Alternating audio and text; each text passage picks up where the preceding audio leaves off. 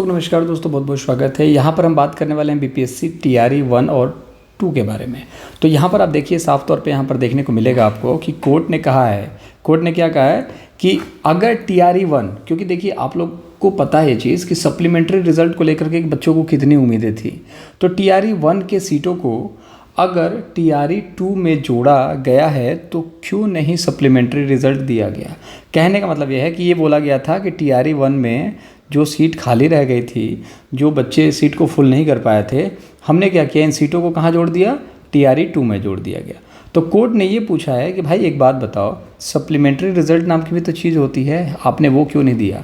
जो बच्चा 1 नंबर से 2 नंबर से चूक गया, जिसका सिलेक्शन नहीं हो पाया, वो बच्चा किस उम्मीद में था। 67 कट ऑफ जाती है, एक बच्चा जो है 66 नंबर ला करके ये उम्मीद लगाया बैठा होगा, दिन रात कहीं ना कहीं इस चीज़ को लेकर परेशान होगा कि सप्लीमेंट्री रिजल्ट आएगा। आपने सप्लीमेंट्री रिजल्ट दिया नहीं, और साथ ही साथ आपने ये कहा कि सप्लीमेंट्री रिजल्ट नहीं जारी करेंगे, जबकि हर जगह जारी किया जाता है। अगर आपके पास सीट वैकेंट है तो आपको जारी करना पड़ेगा। अगर सीट वैकेंट नहीं है तो कोई बात ही नहीं है। आपके मान लीजिए 10,000 सीट्स हैं, अब 10,000 सीट्स आपके कंप्लीट हो गए, फुलफ़िल हो गए, कोई दिक्कत वाली बात नहीं है। 10,000 आपने फुलफ़िल कर दिया, लेकिन जब आपके यहाँ पर सीट जो है 7,000 ही बचते हैं, ठीक है, 7,000 भर जाते हैं और 3,000 सीट अगर आपका बचता है, तो आपका ये दायित्व बनता है, क्योंकि आपने पासिंग मार्क्स लगा रखा है वहाँ पर, कि अगर उतने के दायरे में बच्चे आते हैं तो आपको देना पड़ेगा। सपोज दैट 48 नंबर पर आपका पासिंग मार्क्स है, 67 आपके कट ऑफ जाते हैं। अब 67 कट ऑफ जाने के बाद 48 पर आपके क्या है, पासिंग है ना, 40%। अब यहाँ पर आपको क्या करना चाहिए था, 66 वाले बच्चों को, या फिर जब तक ये पूरी सीट ना भर जाए आपको भर्ती देनी चाहिए थी, लेकिन आपने नहीं कंप्लीट करी, सप्लीमेंट्री रिजल्ट नहीं जारी किया। तो यहाँ पर यह है कि आप सिद्ध करें कि टीआरई 1 का रिजल्ट टीआरई 2 में नहीं जोड़ा गया है। अब यहाँ पर सवाल ये उठता है, कहा यह जा रहा था कि टीआरई 1 में जो सीट बचा है उसको टीआरई 2 में जोड़ा गया है, और अगर जोड़ा गया है तो सिद्ध करिए कि नहीं जोड़ा गया है, क्योंकि अगर जोड़ दिया है आपने टीआरई 2 में तो सप्लीमेंट्री रिजल्ट कहाँ है। चीज़ों को समझने की कोशिश कीजिए।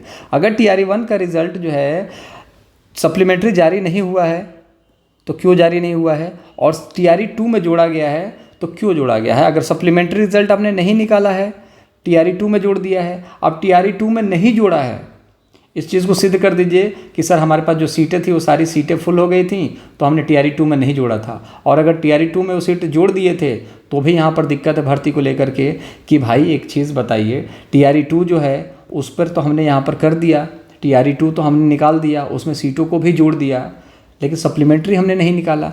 तो यहाँ पर सरकार के जो है ना पसीने छूटने वाले हैं।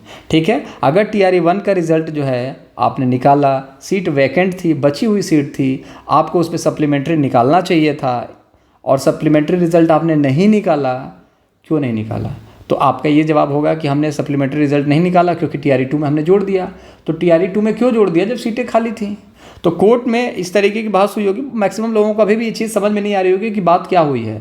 तो बात सिर्फ इतनी हुई है कि अगर टीआरई 1 में कोई सीट बचता है, सप्लीमेंट्री रिजल्ट उस पर जारी करना चाहिए था। अगर आपने नहीं जारी किया तो सीट गई कहाँ, और सीट अगर गई तो टीआरई 2 में गई है, तो टीआरई 2 में क्यों चली गई। जब आपके सीट वैकेंट थे तो सप्लीमेंट्री जारी करना चाहिए था। और अगर इस चीज़ को सरकार प्रूफ नहीं करती है तो भर्ती पर असर पड़ेगा। और बहुत सारे बुद्धिजीवी ये भी कह रहे हैं कि उन लोगों ने इस चीज़ को लेकर के इंतजार किया कि कुछ घूस घास मिल करके सिलेक्शन हो जाएगा, बच्चों को भर दिया जाएगा, बच्चे मिले नहीं, तो उन्होंने क्या किया, सप्लीमेंट्री रिजल्ट निकालने के बजाय टीआरई 2 में यहाँ पर एडमिशन्स दे दिए। कहने का मतलब है कि नोटिफिकेशन दे दिया। ठीक है, फिर टीआरई 2 में भी नहीं मिला तो टीआरई 3 में आपको देखने को मिला।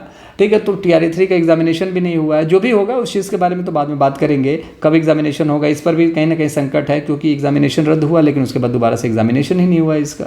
ठीक है, तो क्या होगा क्या नहीं होगा, इस चीज़ के बारे में अभी कुछ भी फैसला नहीं है। लेकिन कोर्ट ने बड़ी तरीके से सुनाई है इस चीज़ के बारे में कि भाई इस चीज़ को आपको प्रूफ करना पड़ेगा कि टीआरई 2 टीआरई 1 क्या ये लोचा चल रहा है, सप्लीमेंट्री आपने क्यों नहीं किया जारी। अगर टीआरई 1 का टीआरई 2 में ऐड करा है तो क्यों किया ऐड, नहीं करना चाहिए था ना, आपको सप्लीमेंट्री देना चाहिए था, आपके पास सीट थे तो।